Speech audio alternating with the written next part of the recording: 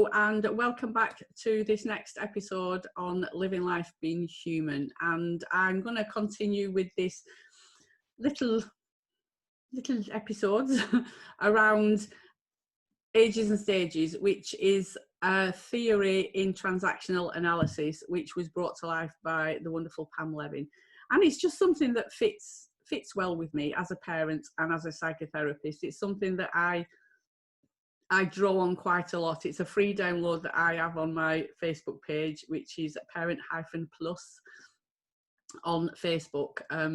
So you can get a copy of this and you can download it with pleasure. If you look on any of my social media sites, it will probably be in there somewhere because it is something that I refer to a lot. So if you're joining this on part 3, then you might want to go back and listen to part 1 and part 2, or I can just give you a quick recap. So far on this Ages and Stages journey, we've looked at stage 1, which is the being stage, 0 to 6 months. We've looked at stage 2, which is the doing stage, which is 6 to 18 months. And we've also looked at the thinking stage, which is 18 months to 3 years. And that's the one where the little people, the children in our care, are starting to develop their own thinking. They're starting to separate out from us as their main caregivers and explore and experience life on their own terms, which is a wonderful age.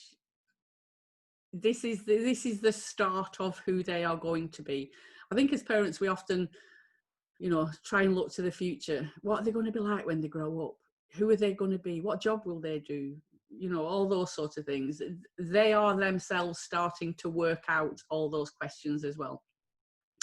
So in this episode, which is episode 48, we are going to be looking at the identity stage, which is 3 to 6 years, which 3 years in a child's life is quite a long time when you think about it. So at 3 years, they are probably in some sort of nursery environment. And at 6 years, they've moved on and they're probably coming up to, if not in their second year of school in the UK. I know other countries, it varies quite differently. So that's quite a massive milestone for a kid to achieve, to go from, a relatively very nurturing environment in a nursery to suddenly being in reception class in year 1 of a school where there's structure and rules and consequences and all those things. There's a lot of expectations, on that transition moving into school for a lot of children. And some children really struggle with listening to rules, with doing what's expected, all those sorts of things. So you might have a child that didn't want to go to school. They really struggled on that first day in school. You might have a child that is pushing the boundaries in school and not doing what they're expected to do or what they're supposed to do in school. I want to let you know that whatever your child is experiencing is normal for your child. There will be different children in that class, and as human beings, we do compare and contrast quite a lot. And that's one of the things that I would try to encourage people not to do. I know with the milestones, how old were they when they started walking, or my son's not talking as much as what your little girl is, or the whatever it is. We are all unique as adults, and our children are very unique as they're growing up. And there's lots of different things that dictate the decisions that our children make and how well they progress in life to a certain extent. There's lots of psychological things around this, but the position that a child is born in a family can have, quite a big bearing on their independence and what they do. If you're the firstborn child, there's only you in that family usually, so you get lots of attention, you get lots of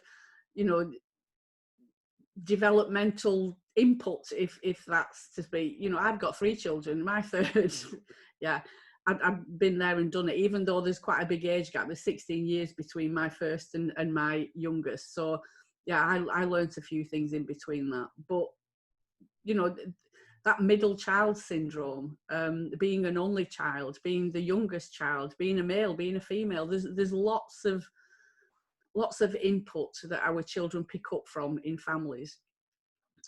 That's not a criticism of any family, by the way. It's just an understanding that we will have unique children. You can have two children born in the same family, going through the same experiences, but they will come out differently at the other end. That's just how it works as a human being. So I will stop gossiping and I will go on to the identity stage, which is age 3 to 6 years. So in this age, they're starting to assert their own identity. They are starting to be quite vocal, or their behaviour is showing us who they want to be, and just let you know in no uncertain terms about things. You might get that child that's very independent, that wants to do everything on their own. You know, this kind of shrug you off if you're out shopping and you want to hold their hand, or, you know, with one of mine in particular, it was the hood. That was the only way I could control him. I think with my eldest, they brought out this wonderful Velcro fastening thing that went round his wrist and went through my wrist, and it was like a telephone. You don't have telephone coils anymore, do you really? But a telephone coil that connected the two together. And he was probably about 3, maybe 3.5, when he discovered that if he could pull it at full stretch so that the cord was kind of straight, he could take it off his wrist and it would just ping to me. And he was quite far away from me at that point and could leg it. That's him asserting his own identity. Whereas my daughter, one, I didn't need to put that on her because she would stay quite close to me anyway. Why is that? I parented them very similar, but he was different to her. Her personality was different to his. They were different people. And that's what I just want you to muse over while you're doing this. I can look back at the things I did as a parent in those early days and the responses and reactions I got from my children, and I can laugh. Ha ha ha.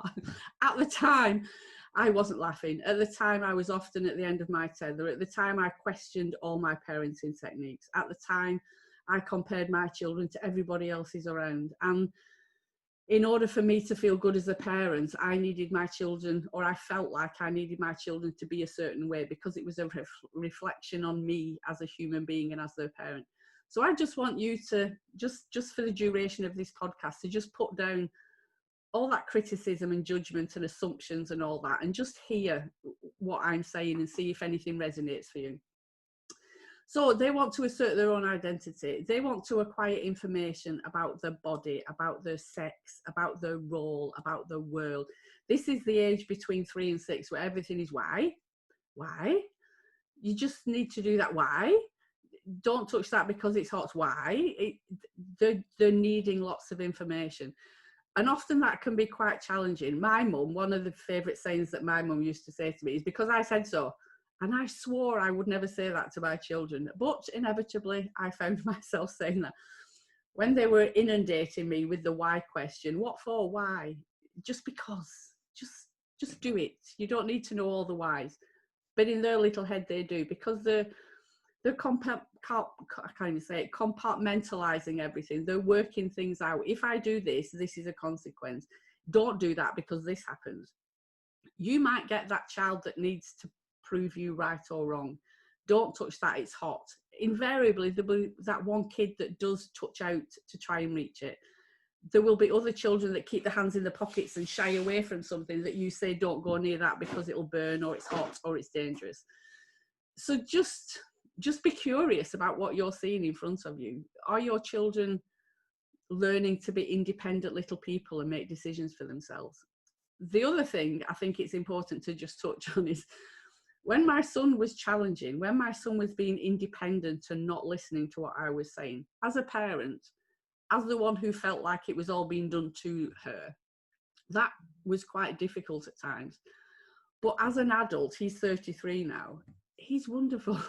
He questions things. He explores things. He looks at both sides of the argument. You know, the qualities that I suppose to a certain extent were quite difficult for me to control and contain when he was younger are the very ones that I'm so pleased that he hung on to as an adult, because they get him through life. So just be mindful of that. We might want to knock the edges off our children, but a lot of the things that we find challenging are the very things that will get them through life as an adult or as an older person.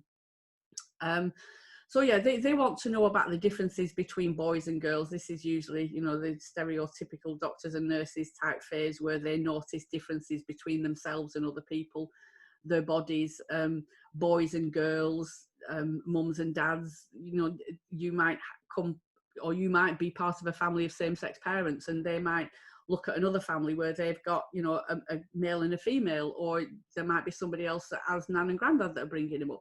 So they're starting to learn about the world and different things. They're starting to socialise and be part of a social group. Being in school, it's often an age-related social group. You know, outside of that, there might be cousins, older cousins, younger cousins, and all those sorts of things. So they're starting to learn how we socialise, how we meet and greet, how we take turns in a conversation. All these things are new information that our children need to learn and to process. We kind of take it for granted as an adult that if we're in a conversation with somebody, I say something, they respond, they say something back, I respond, and that is a two-way process. Children need to learn that. Same as playing a game, they need to learn that you take turns. They need to learn the social structure that goes on in families. And every family has their own unique set of rules on what's acceptable and what's not. So they start to learn consequences, particularly when they go into school. You know, there are rules and structure and boundaries. And if they break those boundaries, there will be a consequence to it. They might have to sit on the carpet, or they don't get a sticker, or, you know, lots of different ways of how we offer consequences to our children. But they're starting to learn that certain things are okay and certain things aren't. That's where the line in the sand is, and something happens if I cross it. They also start to learn and to separate out fantasy from reality. And this is one of the things that often parents come to me with or talk about, is that, you know, my child just tells lies constantly all the time. They just lie about everything. There's no reason for them to tell a lie, but they just tell a lie. And when I say to them, it's quite normal between the ages of 3 and 6 for children to tell lies. And it's that separating out from fantasy and reality, and what's real and what's not. And because I think this doesn't necessarily mean that it's true. You know, particularly squabbles with siblings, you know, they're both adamant that this is what happened, but there's two completely different stories. So it takes a while to process all this information and understand that this is a truth and this is a lie, and to separate out fantasy from reality. There's a reason, you know, in the earlier stages and in nursery and in reception class particularly, that there's an awful lot of role play going on. Children learn so much from being a shopkeeper or an astronaut or a doctor or things. They're exploring, you know, lots of experiences through doing that. And it's really important, I think, having worked in reception class and nurseries, that children are allowed free play to just explore. I can remember, particularly when my younger two went to school, I think there's not a lot of learning going on in this educational establishment. My daughter was mortified when she got her first book and it had no words in. What was that all about? But, you know, the more you step back from what we perceive the process of learning to be, the more you understand that children get so much from just exploring and learning and making their own decisions and twiddling things and working out if that works, and if it doesn't, to try something new. There's a whole schema of intellectual things that go on in the most simplest of tasks for children. So I hope that helps. Again, just be mindful that we can recycle these, dependent on the age of our children or what we maybe as individuals went through. If you're looking for a new relationship, maybe, or if you're looking for a new, I don't know, maybe you're moving country, you're moving to a new country and there's a different culture and things, you might recycle this particular part where you're starting to learn about your identity and how you fit in that new group of friends, how you, I don't know, learn information in that new country, the language and all those sorts of things. So it's not, again, I know I keep saying it in every episode, but it's not like we do this once and we never return to it. We replay this at certain times as an adult. And that can be quite interesting. because we see it through different eyes. We've all kind of got a filter that we've grown up with from those early decisions. But in all of this, we have a choice. You know, if this is triggering something for you as a parent or as an adult, you can explore that. What was going on for me when I was between 3 and 6 that made me make the decision that, I don't know, that I couldn't express my needs? Just explore that without judgment or shame or criticism or anything. Just be curious. As it says on the sign above, if you're watching this on YouTube, be curious. That's all I ask of you. So I shall be back for the next one, which, as I said, the gaps are getting bigger and bigger. This is the next one, which is 6 to 12 years. And I will be discussing that in the next episode. So I shall speak to you all very soon indeed. Have a good day.